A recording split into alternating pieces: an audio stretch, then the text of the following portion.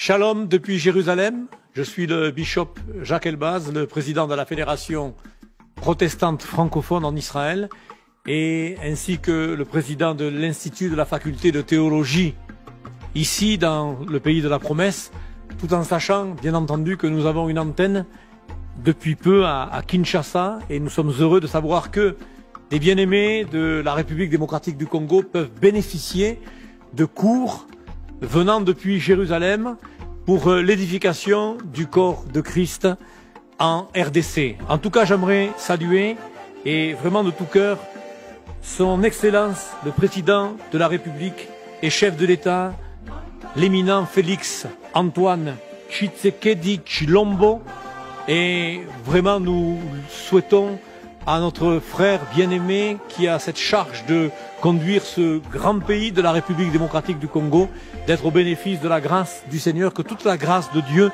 repose sur vous et vous donne la sagesse et l'intelligence par le Saint-Esprit pour conduire cette merveilleuse nation que nous chérissons.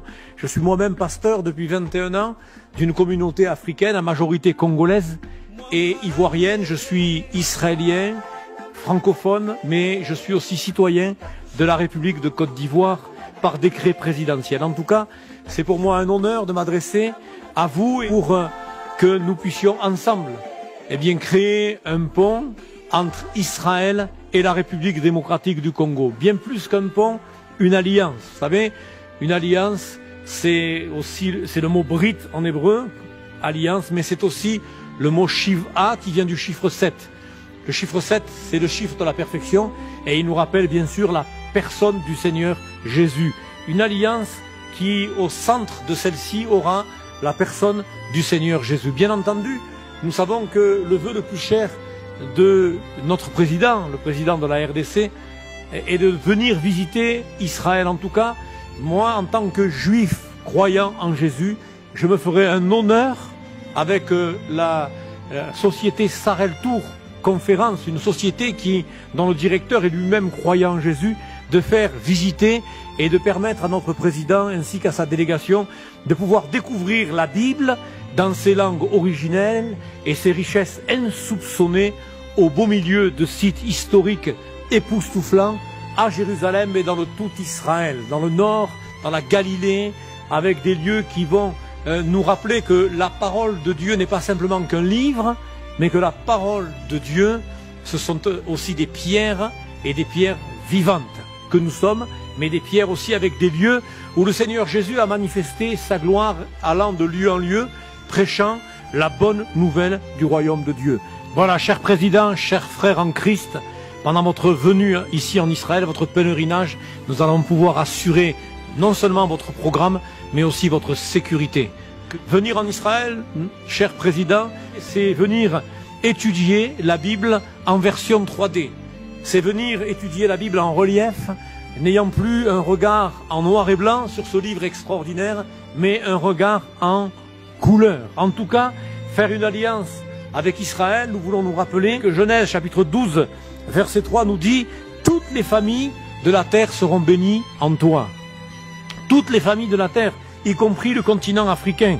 Genèse 22, verset 18 nous dit « Toutes les nations de la terre seront bénies en ta postérité. » Et nous remarquons que dans Genèse chapitre 12, verset 3, il est écrit « Je bénirai ceux qui te béniront et je maudirai ceux qui te maudissent. » Ah, si les nations qui maltraitent Israël savaient à quel jugement elles s'exposent en touchant au peuple élu. Zacharie chapitre 2, verset 8 nous rappelle « Celui qui vous touche, c'est comme s'il touchait à la prunelle de mon œil. » La promesse de la possession du pays ici, en Terre Sainte, est confirmée aux descendants d'Abraham. Dieu parle à Jacob. Vous savez, il y a Abraham, Isaac, Ismaël pour être fair-play, et puis il y a Jacob. Mais cette parole s'adresse dans Genèse chapitre 48, verset 4, à Jacob. Dieu m'a dit, je te rendrai fécond, je te multiplierai et je ferai de toi une multitude de peuples. Je donnerai ce pays à ta postérité après toi, pour qu'elle le possède à perpétuité. C'est exactement le mot qui est employé, non pas à toujours, c'est le mot afpam en hébreu, qui signifie perpétuité. Donc Israël est un peuple à part. Et vouloir faire une alliance avec un peuple, autant faire une alliance avec un peuple à part. Non pas un peuple supérieur, Non pas un peuple qui a certainement des hommes et des femmes ayant un cerveau plus développé que les autres. Non, simplement le peuple d'Israël bénéficie de cette promesse que Dieu a faite à Abraham. Je te bénirai et toi et ta postérité après toi. Donc si aujourd'hui nous bénéficions d'une grâce particulière, étant un tout petit pays au milieu de nombreuses nations qui voudraient en découdre avec nous et que nous tenons le coup, ce n'est pas parce que nous sommes supérieurs aux autres nations, mais c'est tout simplement parce que la grâce de Dieu est sur nous et que la promesse que Dieu a faite à Abraham est maintenue jusqu'à ce jour. Le livre des Nombres nous dit, et cette parole s'adresse à Balaam au chapitre 23, verset 9, c'est un peuple qui a sa demeure à part et qui ne fait point partie des nations. Et dans Esther, chapitre 3, verset 8, Aman va s'adresser au roi Assuérus. Il y a dans toutes les provinces de ton royaume un peuple dispersé et à part parmi les peuples, ayant des lois différentes de tous les peuples et n'observant point les lois du roi. Il n'est pas de l'intérêt de le laisser en repos. Tout comme Jonas, le prophète, n'a pu être digéré par le monstre marin, Israël n'a pu être assimilé aux nations parmi lesquelles il a été dispersé. Après avoir erré dans les mers, et comme Jonas le dira lui-même, être descendu jusqu'aux racines des montagnes, le prophète sera rejeté sur les côtes même de son pays. Il va alors, après sa désobéissance et ses épreuves, devenir un instrument de salut pour les païens, malgré toute la sollicitude de Dieu et les soins vigilants qu'il lui a prodigués. Un instrument de salut pour les païens, voilà ce qu'est Israël. La Bible nous rappelle que le salut vient des Juifs. Et si nous voulons aussi une alliance entre Israël et la République démocratique du Congo, eh bien c'est tout simplement parce qu'il nous est dit aussi que la terre d'Israël est riche. Outre toutes les richesses personnelles que possèdent les Israélites, dans Ésaïe chapitre 60 verset 9, il est écrit « Car les îles espèrent en moi, et les navires de Tarsis sont en tête pour ramener de loin tes enfants, avec leur argent et leur or, à cause du nom de l'Éternel, ton Dieu, du Saint d'Israël qui te glorifie. » Jadis, désert et aride, le pays va être mis en valeur par ce que l'on appelle le Keren Kayemet Israël. Des forêts d'arbres fruitiers ont été plantées. Plusieurs millions d'arbres ont été plantés. Dans la forêt des martyrs, plus de 6 millions d'arbres. Nous comptons ici 2500 variétés de fleurs, 450 espèces d'oiseaux dans le pays. Ésaïe chapitre 35 nous rappelle, le désert et le pays aride se réjouiront. La solitude s'éguera et fleurira comme un narcisse, elle se couvrira de fleurs et tressaillera de joie. Nous nous rappelons que Dieu a permis que ce pays prospère. Et la Bible nous rappelle que Dieu a promis à Jacob de le faire bénéficier de ce que l'on appelle la graisse de la terre. Voyez-vous, nous avons ici des ingénieurs agronomes, des spécialistes de l'agriculture.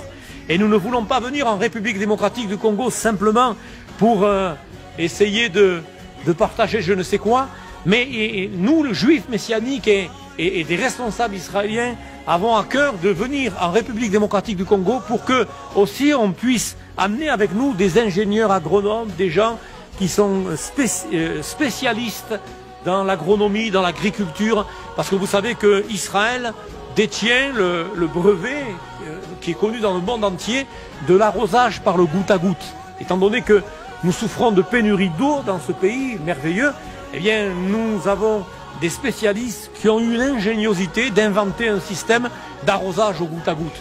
Non seulement nous avons et nous voulons apporter une contribution spirituelle à la République démocratique du Congo, et nous l'avons fait par le biais de l'Institut et de la faculté de théologie de Jérusalem, mais nous voulons aussi apporter le savoir. Et nous sommes prêts à venir non pas dans un esprit, vous le savez, un esprit de colonialisme ou de néocolonialisme, non, pas du tout.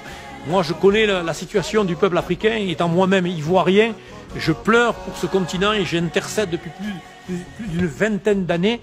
Eh bien, nous voulons simplement partager nos connaissances et ensemble pouvoir chercher le bien de nos pays respectifs. Que Dieu vous bénisse, un grand shalom depuis Jérusalem, depuis la première communauté messianique ici, vous êtes dans le bâtiment, de la première église messianique de juifs croyants en Jésus. Nous vous adressons un shalom, shalom qui vient du verbe l'échalem, payer, du mot mouchlam parfait, du mot shalem entier. Nous ne pouvons avoir la paix que si nous avons expérimenté Jésus, le prince de la paix, qui est venu pour nous payer à Golgotha, les shalem payés à Golgotha, dans un sacrifice parfait et dans un sacrifice entier, pour que nous ayons l'assurance de la vie éternelle ensemble et que nous puissions bénéficier de la paix de Dieu qui surpasse toute intelligence et qui garde nos cœurs et nos pensées en lui.